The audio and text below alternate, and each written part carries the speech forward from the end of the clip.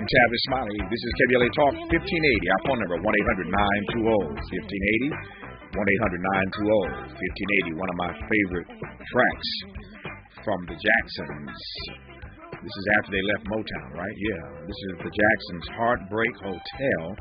They killed this joint. I love it. Tomorrow night, many of us will be at the hotel with Karen Bass for election night results, and hopefully it will not be a heartbreak hotel. History could be made in this city tomorrow night with this radio station's flagship, the city of Los Angeles. Karen Bass could be the first woman to be mayor of this city, and only the second African American to be the chief executive of the City of Angels. I had a chance, the honor, to work for the first, Tom Bradley. So tomorrow night, history could be made in this city, so hopefully her campaign headquarters tomorrow night will again not be Heartbreak Hotel, but a place for victory and celebration. We will see what tomorrow night brings. By the way, I'm looking at the weather reports here in Southern California for those listening in L.A., and rain is in the forecast. And so I know that both campaigns have to be concerned about rain, particularly the Bass campaign. Let's just keep it real. Negroes don't do rain, right? We don't go out and get our hair messed up in the rain, and that's no joking matter. So let me just say right quick. If you can get your ballot delivered today, you can turn in your ballot today. Do not let the rain deter you tomorrow. It would be sad, as I've said many times, to wake up on Wednesday morning and to realize that we have lost this race by the margin of our absence at the polls. We cannot lose this race by the margin of our absence at the polls. And when the rain starts coming, should the rains come down, we know that's going to impact turnout. And I'd be heartbroken to realize again, a spirited race is a spirited race. Sometimes you win, sometimes you lose. You don't want rain to be the arbiter of who wins or loses. So today, get those ballots turned in early. Avoid the rain that may be coming tomorrow, and let's try to make some history in this city of Los Angeles in the next 24 hours. So that's my speech. I'm done with it. I should mention again, for those who may have just tuned in, that tomorrow night at 35 past the hour, every night tomorrow night, 7 to midnight, 35 past the hour, we'll be doing election night updates with our best. Reva Martin, Dominic DePrima, and yours truly, 7:35, 8:35, 9:35, 10:35, 11:35. During the Zoe Williams program, his fine program, The Voice of Reason, Danny Morrison, his program featuring Robin Ayers tomorrow 9 to midnight. During both of those programs, at 35 past the hour, we'll be coming to you live with updates of what we do know. Again, at 35 past every hour tomorrow night, Reva Martin, Dominic DePrima, yours truly, on duty tomorrow evening to keep you updated, even as you listen to these fine programs, what's happening around us politically. Obviously, here in California, the polls don't close to 8 o'clock, so we're always on the tail end of what happens across the nation. But we'll do our best to keep you updated tomorrow night at 35 past every hour from 7 p.m. until midnight. I'm Tavis Smiley. This is KBLA Talk 1580, as you well know, and I'm glad to have you with us in this hour on the eve of Election Day. No better time, it seems to me, to have this propitious conversation. Is our nation descending into a crisis of overt fascism? Are we teetering on tyranny? Is there still a way out? Please be joined now in conversation with internationally renowned writer and cultural critic, Henry Giroux. Mr. Giroux, good to have you on this program, sir. How are you today? Hi, Tavis. Delighted to be on. Thanks for inviting me. No.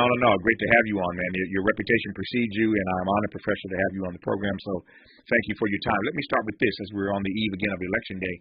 When President Biden used his word fascism some weeks ago, all hell broke loose. Let me just start with that, and we'll work our way through this hour. What did you make of the response to his use of the word fascism? Well, I think in many ways the word was rather tepid and weak. I mean, it isn't semi-fascism; it's fascism. You're not just a little bit pregnant; you're pregnant.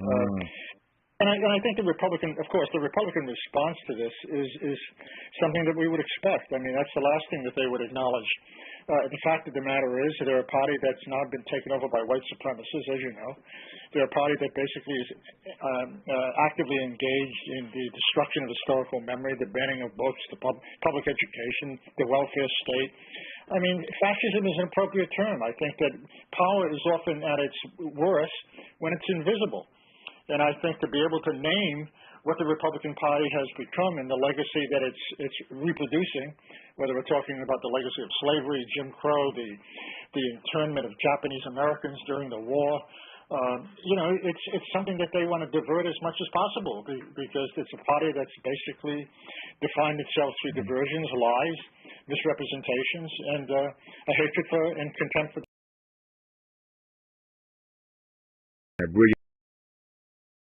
public intellectual, so you know, cultural critic, you know better than I, that words matter, that language matters. We have these debates all the time around here about whether or not phrases like defund the police are helpful or hurtful.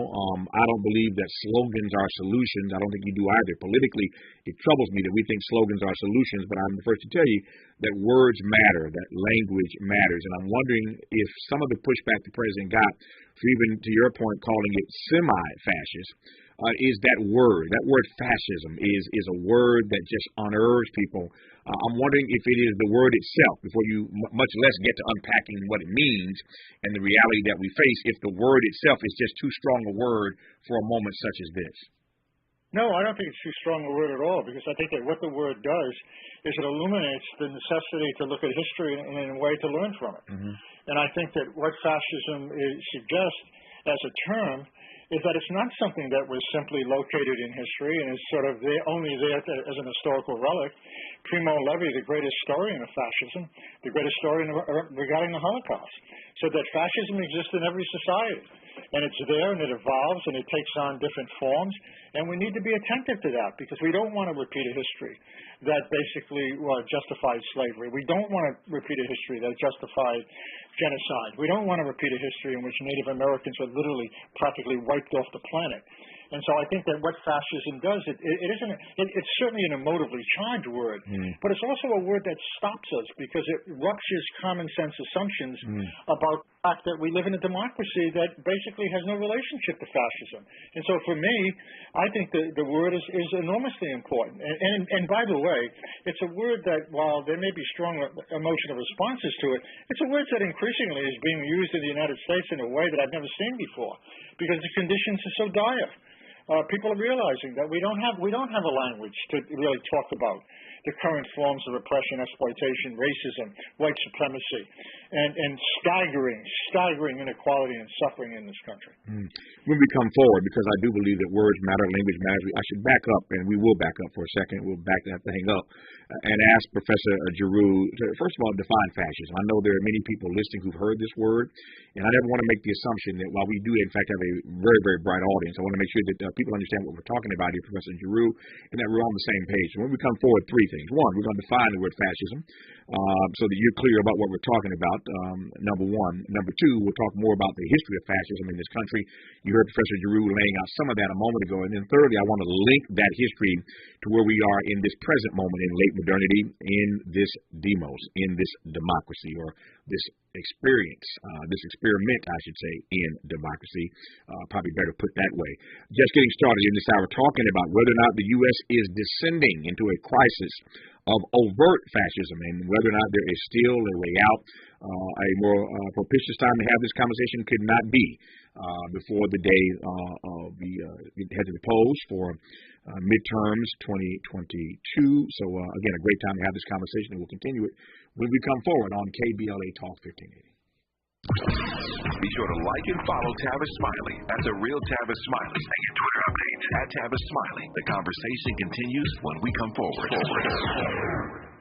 I am Raina Creel. I will bring fresh ideas, representation, transparency, and accountability. As the new mayor of Inglewood, I believe we the people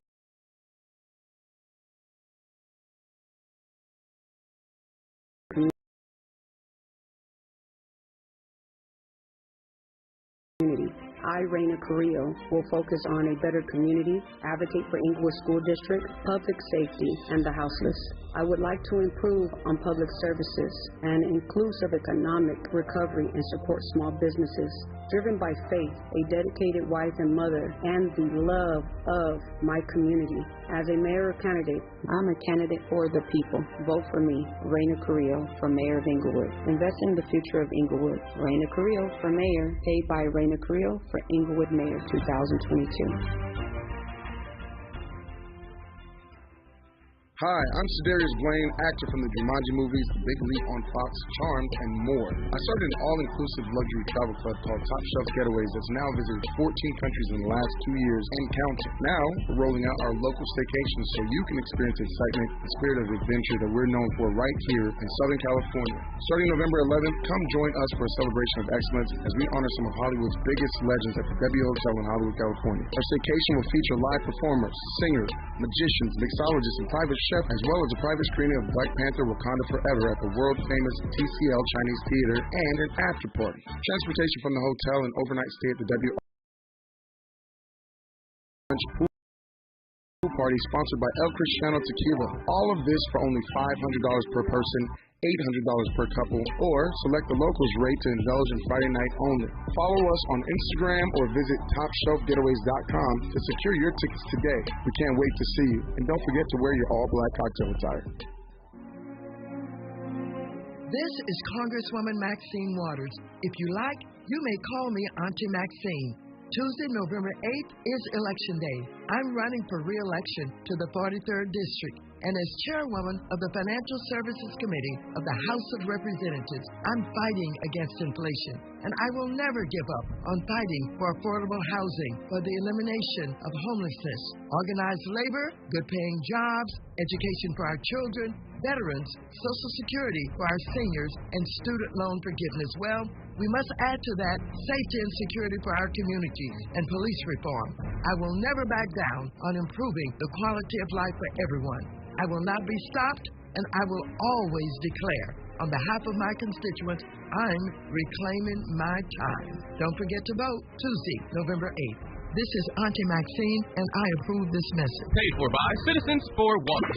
Interrogating your assumptions.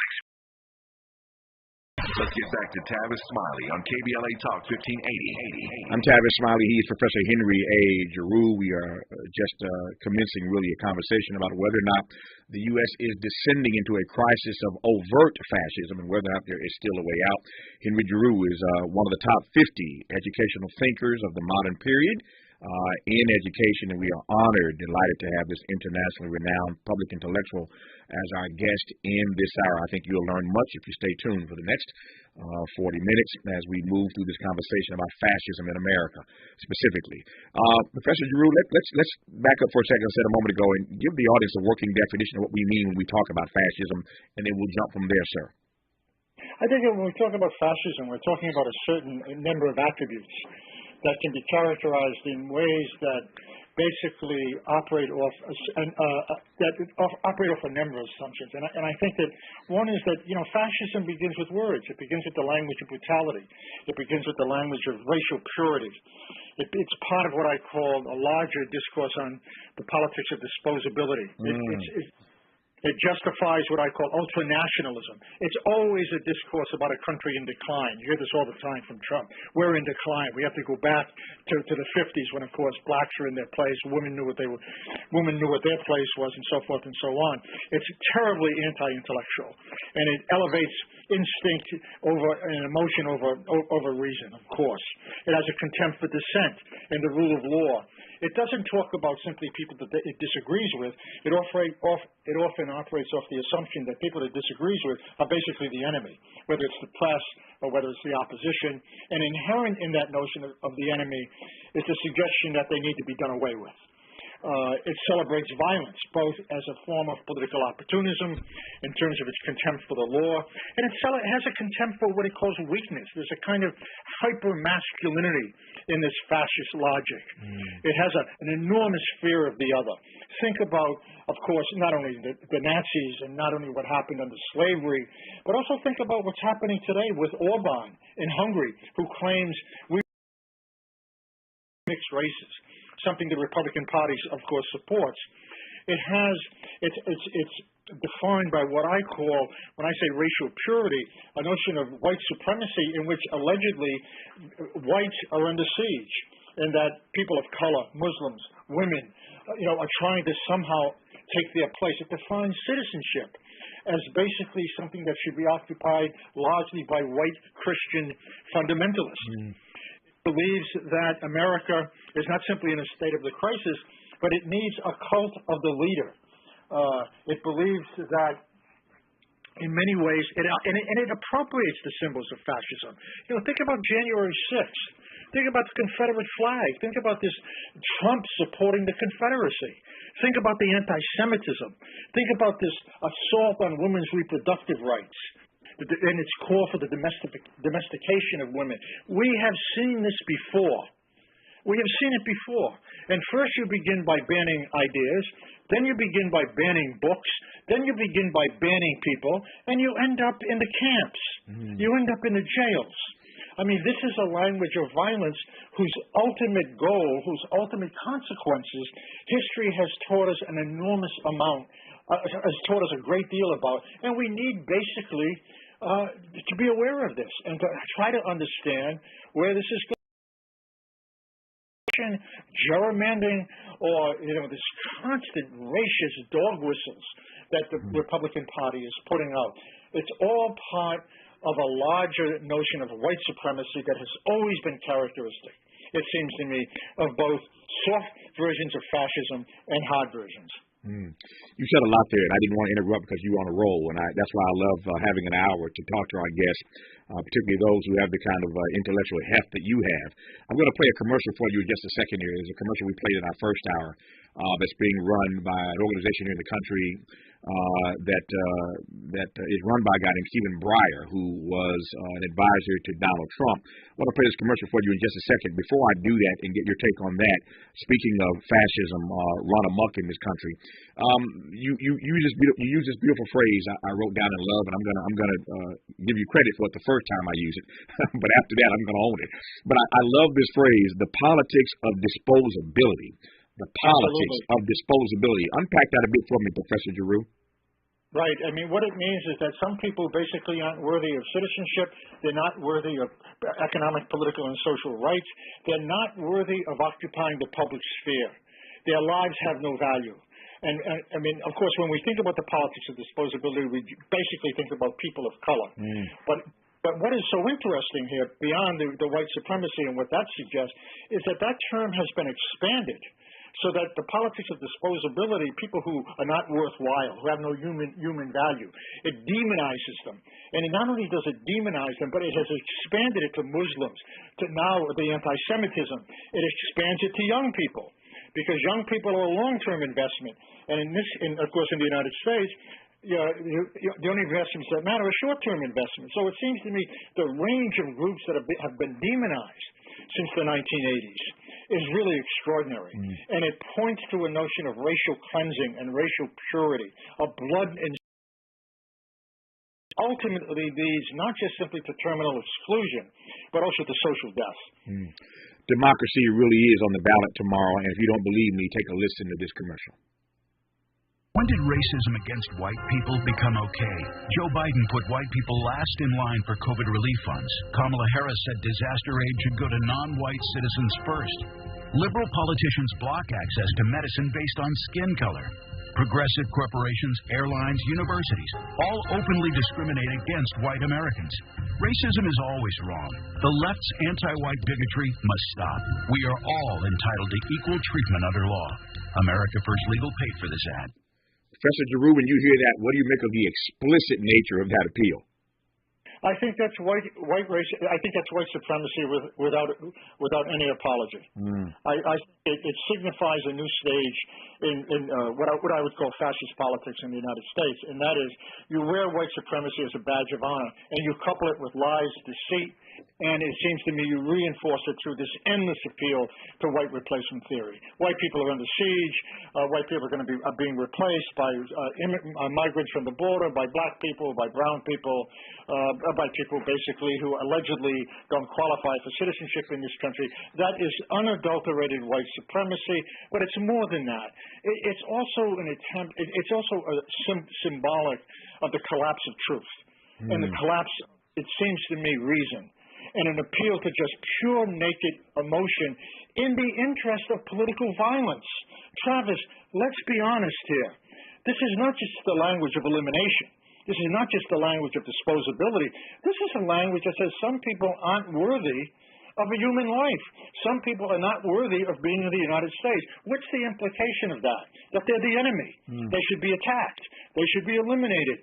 We should basically listen to the Proud Boys. We should basically support the militia.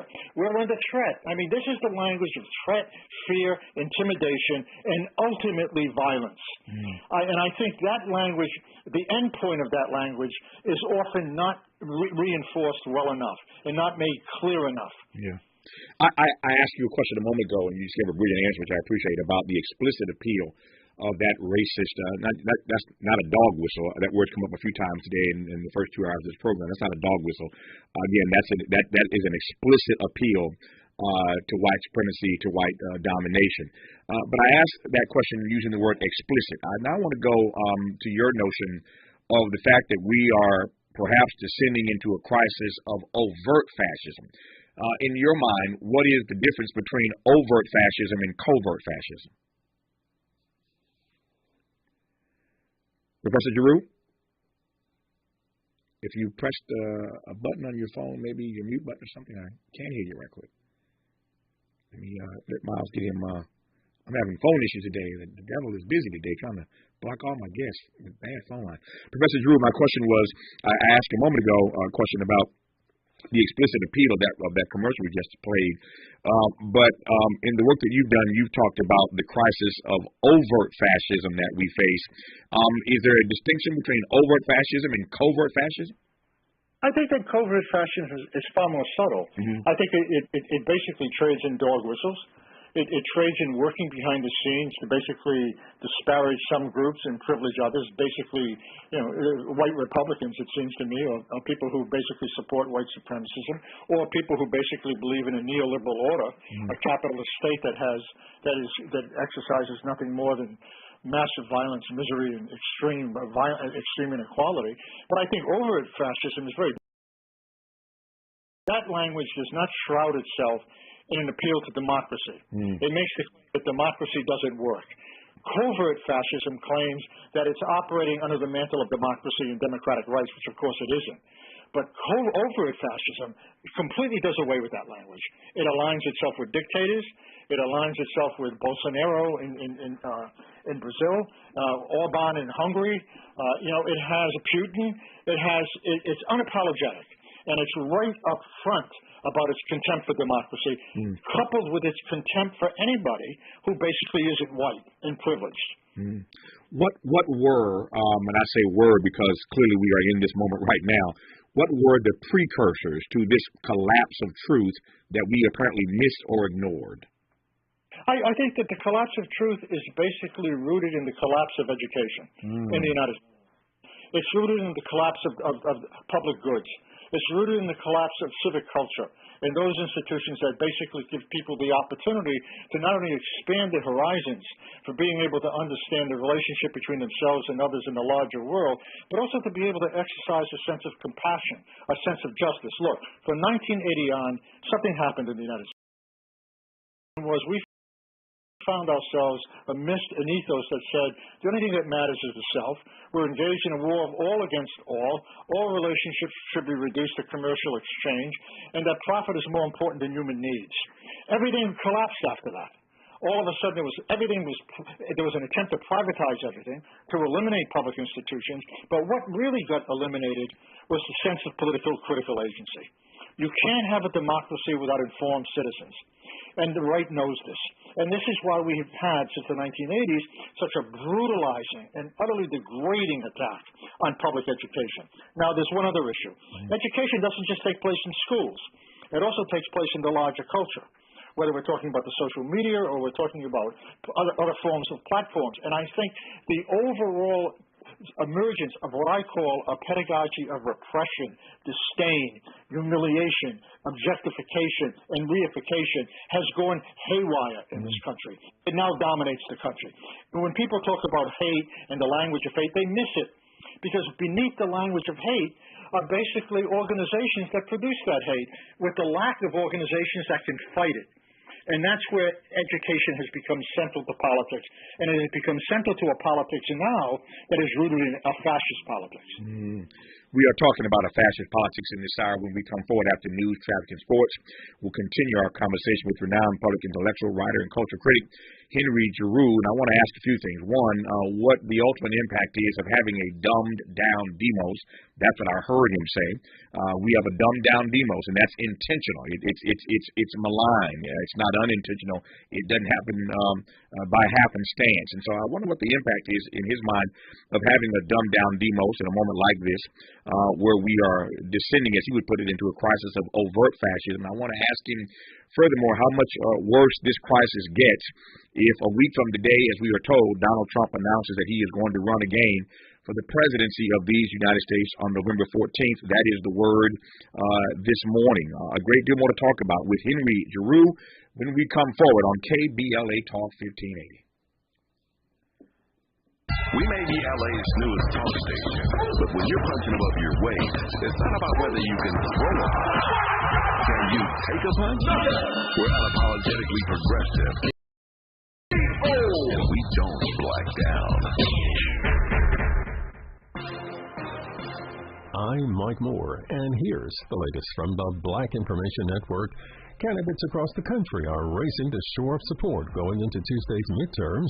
More than 40 million Americans have voted early, breaking a 2018 midterm record of 39 million. President Biden will spend his last full day before the election campaigning for Democrats in Maryland. In the predominantly black-populated city of Jackson, Mississippi, an announcement has been made awarding Jackson more than $35.6 million in federal funds to continue making improvements to the city's water and sewer system. And as we'd like to do from time to time, a look back at history. On this date in 1991, Los Angeles Lakers star African-American Magic Johnson announced his retirement from basketball after testing HIV positive. And that's the latest. I'm Mike Moore from your 24/7 news source, the Black Information Network and BINnews.com. An accident wrapping up in Newhall, 14 southbound at the 5, still heavy from Via Princesa. Azusa, 210 westbound at Citrus Avenue. A minor tie-up now moving to the right with the slowdown coming off the 57. 60 westbound. 2 right lanes blocked with a wreck. A big rig accident there and traffic stop from San Gabriel Boulevard. In these inflationary times, you need a good value, especially when it comes to fuel. Lava Propane gives you 2 extra pounds more than other companies who short fill. You get more gas for the same cash. With the holidays coming, it's time to check propane tank levels. Visit lavapropane.com for value and location. This is the KBLA Sports Minute with Ray Richardson. More agony for the Rams. They had a 4-point lead at Tampa Bay with 44 seconds left in the game and couldn't hold it. Tom Brady threw a 1-yard touchdown pass with 9 seconds left to pull out a 16-13 win. The Rams are 3-5. They have been outscored in the fourth quarter this season, 71-10. The Chargers got a 37-yard field goal from Cameron Dicker as time ran out to clinch a 20-17 win in Atlanta. The Chargers are now 5-3.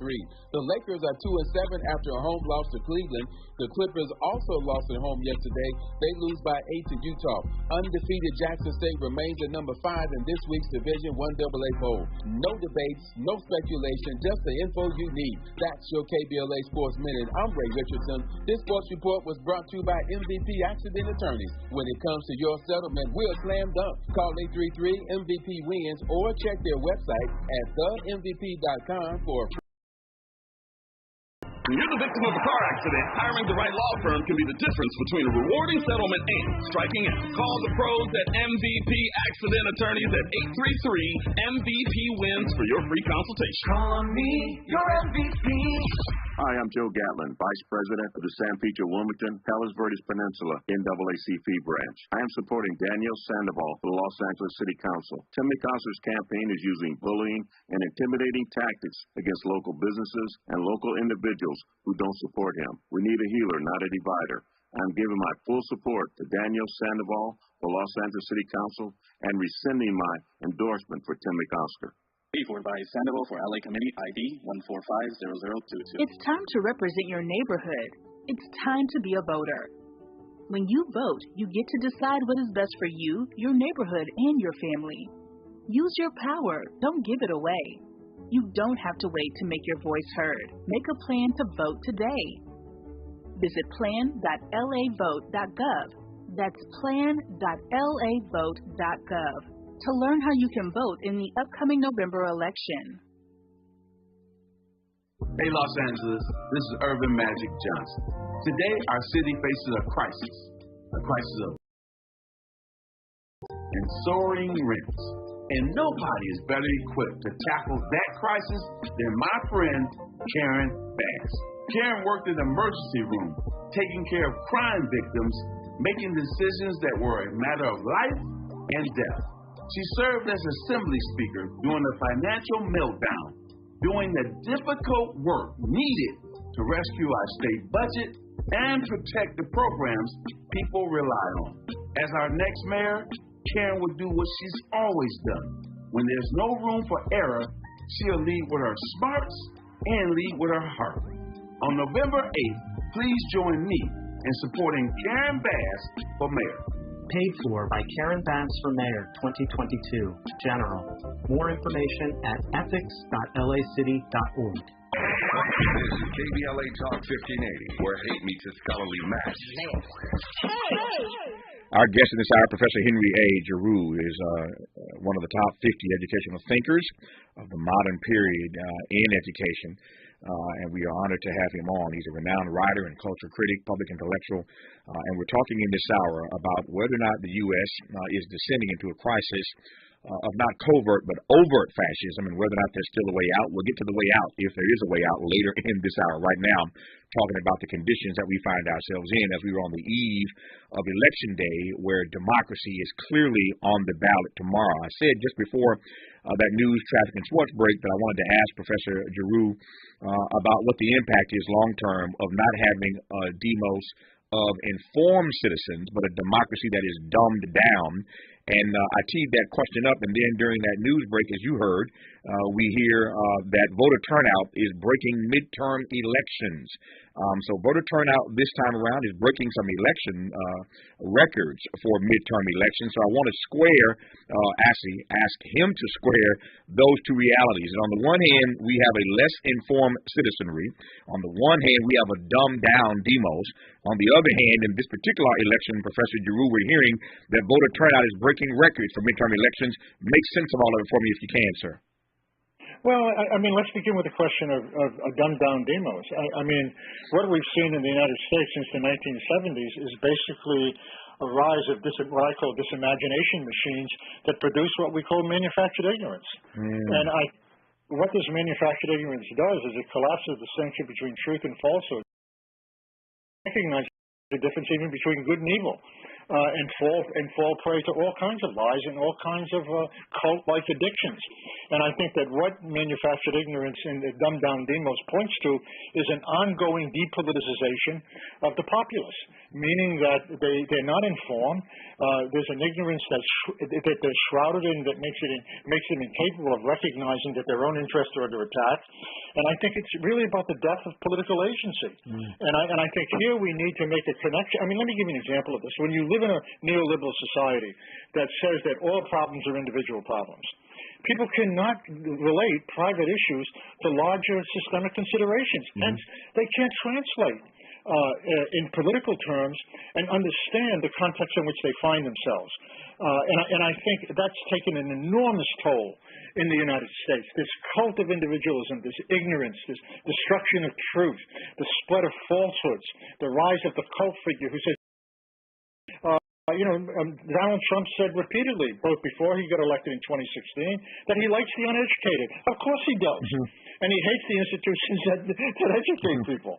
But I think at the same time, to go to Tavis, to go to your next question, what does this mean in terms of this turnout?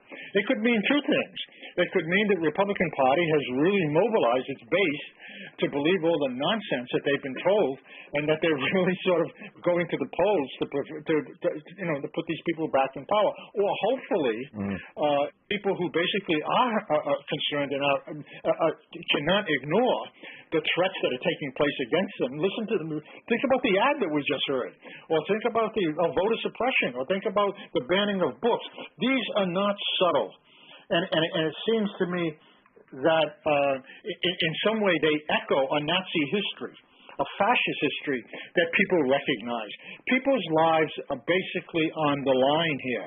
Their livelihoods, their schools, public goods, Social Security, social welfare, and hopefully they're coming to recognize.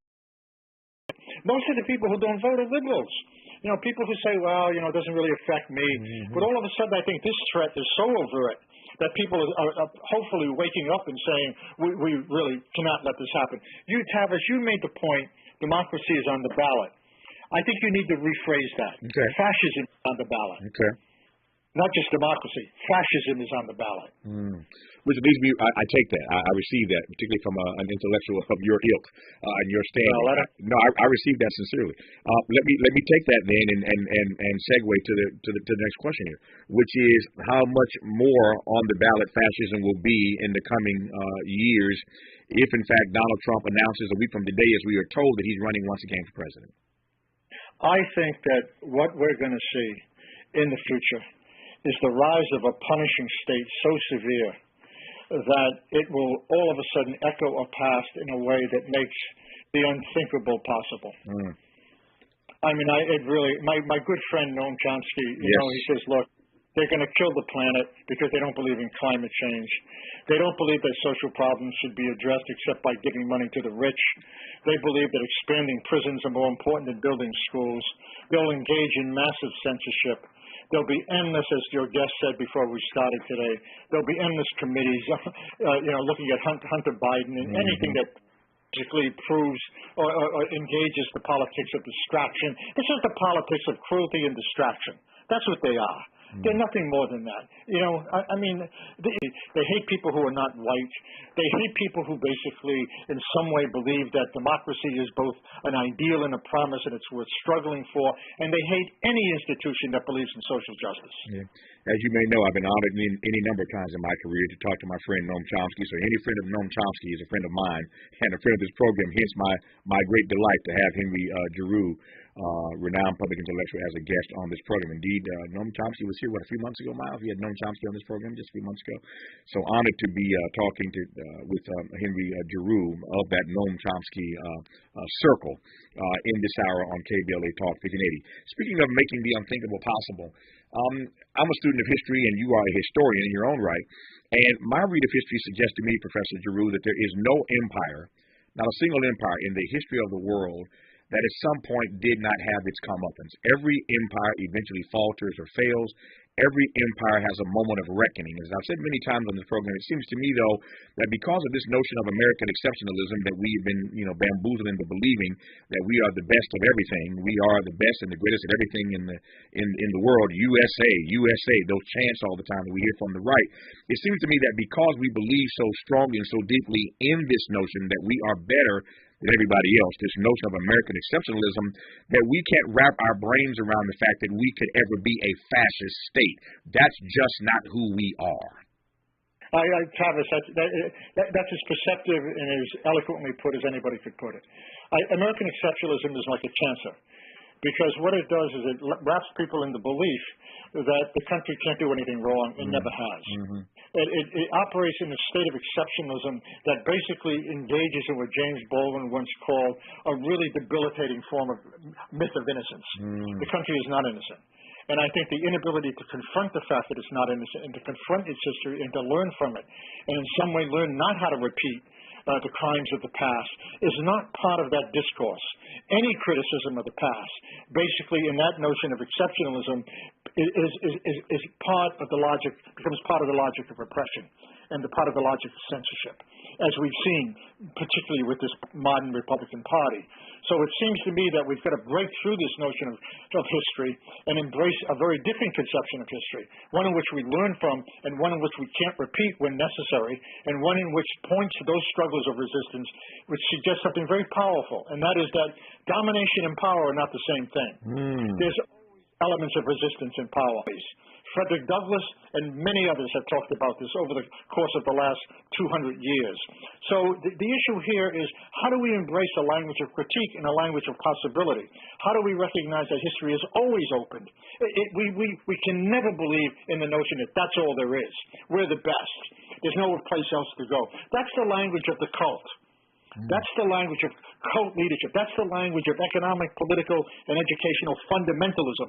That's the language of authoritarianism in its different forms.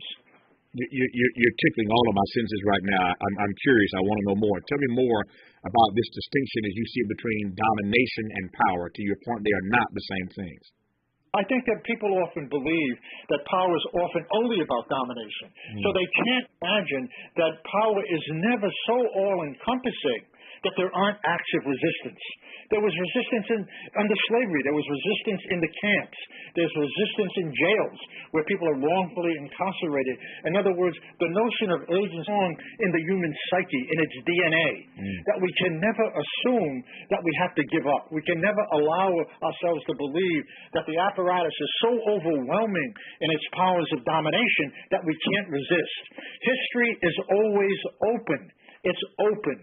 And I think until we recognize that, we fall prey to a kind of cynicism and despair in which we become complicit, even if we don't agree with the logic of fascist politics. Even if we say, we're not racist, we don't hate women, oh yeah, women should have reproductive rights, but we're not going to do anything because I don't see how it's possible to do anything.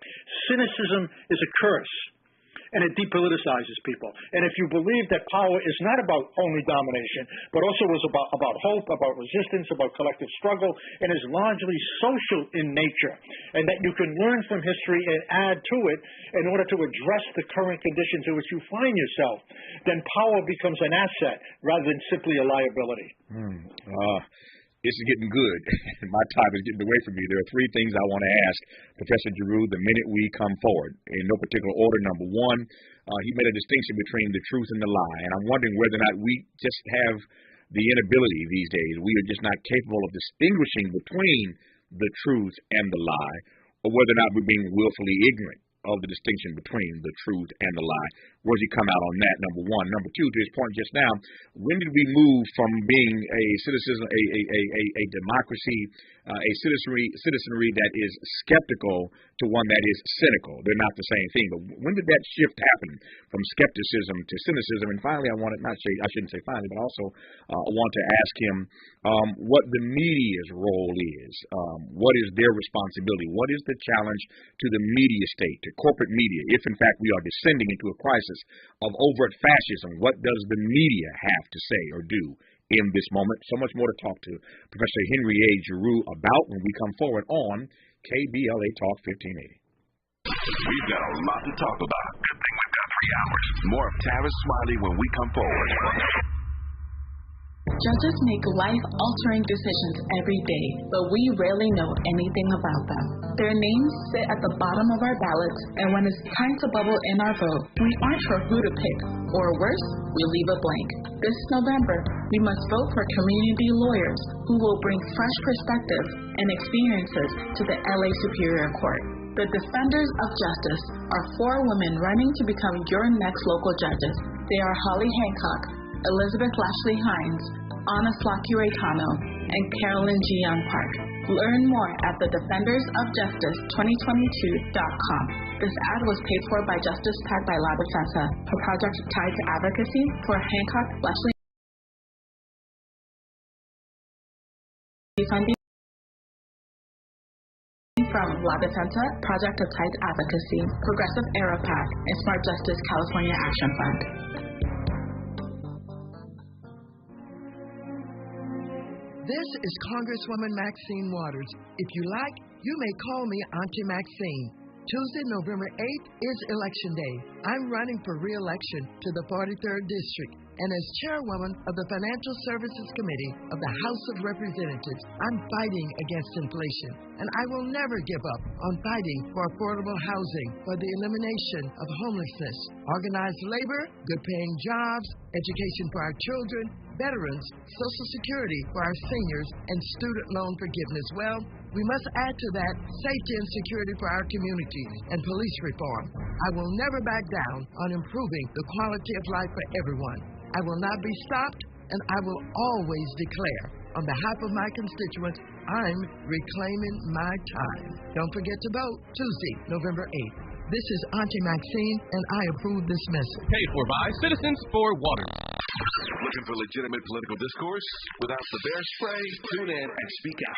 KBLA Talk 1580. I'm Tavis Smiley. My man Henry A. Giroux, Professor Giroux, is on one today, dropping bars everywhere. I want to get right back to him after I remind you in our third hour today, a conversation about black men and their vote this election cycle. Huge article in today's New York Times with this headline: in final push for votes, both parties court black men. So I will ask in hour 3 today, why do black men say they feel so ignored by politicians? That's our conversation for hour 3 today. In this hour, we continue now our conversation with Henry A. Giroux, a renowned writer and cultural critic. 3 things I said I wanted to get to right quick watching my time. Number 1, is it that we can no longer distinguish, Professor Giroux, between the truth and the lie, or we're willfully ignorant about the distinction between those 2 things? I think both. I think to the degree to which the distinction between truth and misrepresentations and the lie and lies disintegrate, it becomes certainly more difficult to understand what the truth means and why it's important. But secondly, I think there are interests that believe that ignorance is willful, and they want to believe ignorance is willful because it supports their political position. They don't want people who are smart and informed. They don't want people holding power accountable. That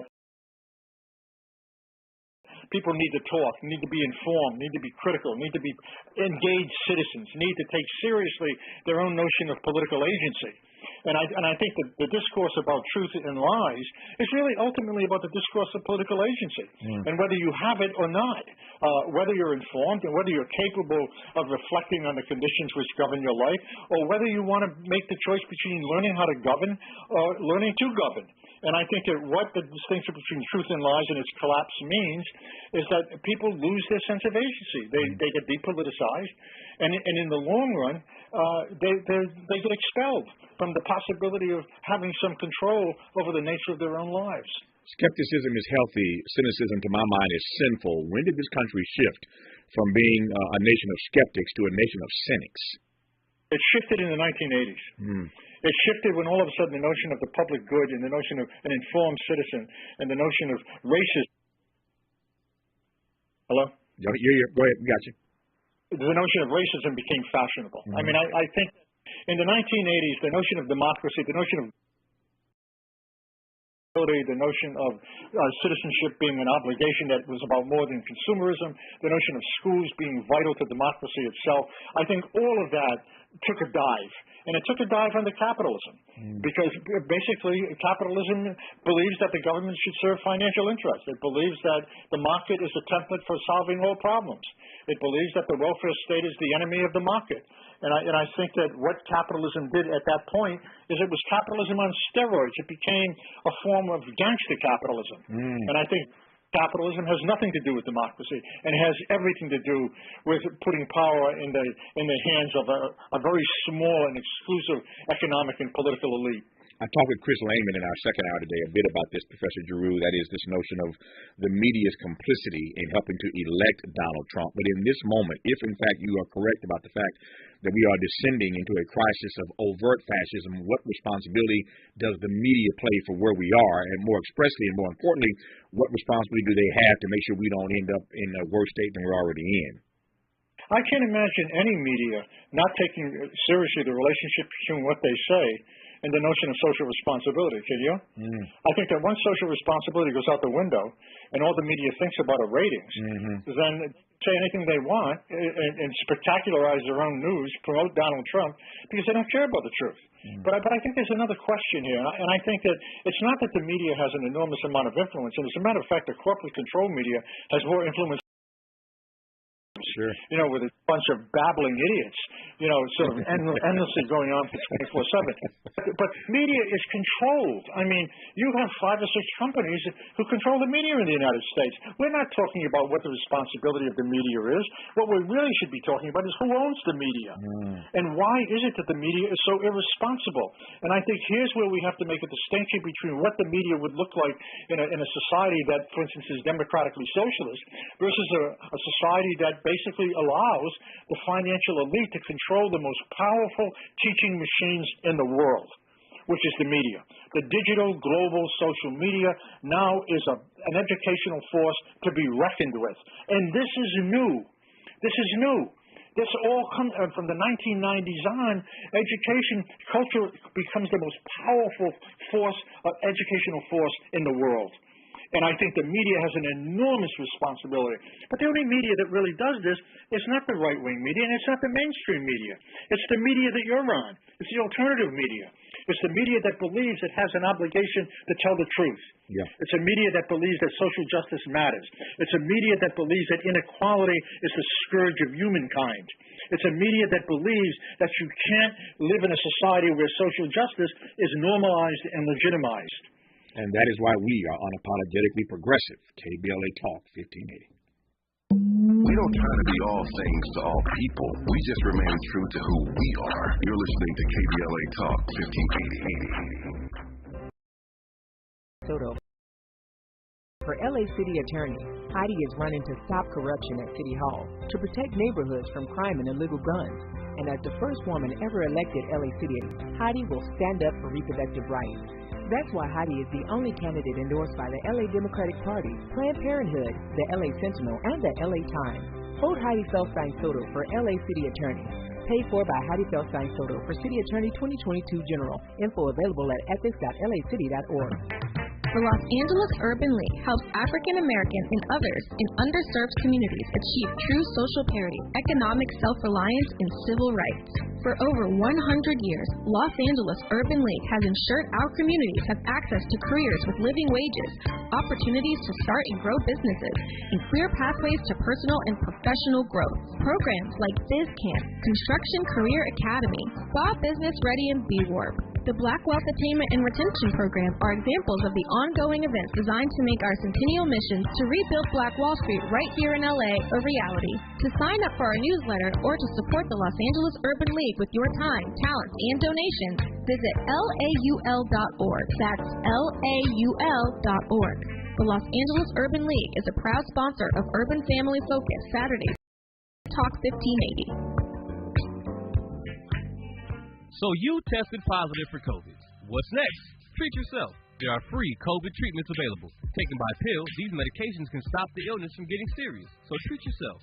Call a healthcare provider or the statewide COVID hotline at 833-422-4255 to find free treatment today. Again, that's 833-422-4255. Brought to you by the California Department of Public Health. Let's unpack a little bit more with Tavis Smiley. The conversation continues right now. Got about 3 minutes left here. I could do this for 3 hours, but I've only got 3 minutes left with Henry A. Giroux. So, Professor Giroux, have been talking about the U.S. descending into a crisis of overt fascism. Is there still a way out, sir? Oh, absolutely. I mean, there are two things to consider. I mean, at one level, it seems to me that this election is really crucial. Because this election basically is going to determine in many ways whether the United States really falls into the abyss of fascism, in my mind. That's the first thing. Secondly, it seems to me there are all kinds of signals to suggest that this fascist logic is being contested, whether it's happening in schools with teachers going on strike, young people sort of mobilizing, Black Lives Movement and others mobilizing in ways in which they basically are aligning themselves with young people in other countries, the way in which labor unions are now coming back. But what we need is a mass movement. We don't need isolated movements. We need these movements to come together into a mass movement, and we need a third party. We need a democratic socialist party. The Republican Party, but the Democratic Party is the party of Wall Street. I mean, let's be honest about this. They may not be overtly racist, but they're aligned with the economic and political elite, and that's one of the reasons we have such loneliness in this country. We have workers who don't know what to do, how to vote. We have people who are confused about politics. Politics has been emptied of its vision, and we need a new kind of vision that is anti-capitalist. We need a vision that basically enshrines itself in matters of social justice, and we need minorities of race and color to come together with their white allies for a society that basically takes democracy seriously. Cornel We West. need a radical democracy. Cornel West, my dear brother, and I wrote about this years ago in our book, The Rich and the Rest of Us. We talked about a poverty of imagination, a poverty of vision, a poverty of imagination, a poverty of vision. That's what we're up against right now. Let me close on this note with the 60 seconds I have left. With all that you've laid out in this hour about this descent that we are in right now into overt fascism, how is Henry A. Giroux sustaining his hope? Well, I sustain my hope because I believe that evil needs to be confronted. I believe that you can't live in a society if you don't have a sense of hope. Without a sense of hope, you don't have a sense of political agency. Without a sense of political agency, you don't have a vision. And without a vision, you can't experience the joy of struggle with others in order to, in a sense, engage in a struggle that basically for ways are what we would call the threats that we face today. We live in very dire times. These threats are real, and it seems to me we need to reframe the notion of human agency and human dignity, and we need to link it with questions of education in which we can talk, we can mobilize with people, we can organize with people. We need an alternative language and an alternative vision, and it seems to me that's there. All it has to do is mobilized, and it has to be put into action. Henry A. Giroux, you killed it today. You killed it, man. I love having you on at this hour. We will do it again, my friend. All the best to you, sir. Stay strong. Tavis, thank you so much. My great honor. Hour 3 of Tavis Smiley, where we'll talk about black men and their vote tomorrow, and why everybody is chasing the votes of black men. You're listening to KBLA Talk 1580. KBLA 1580.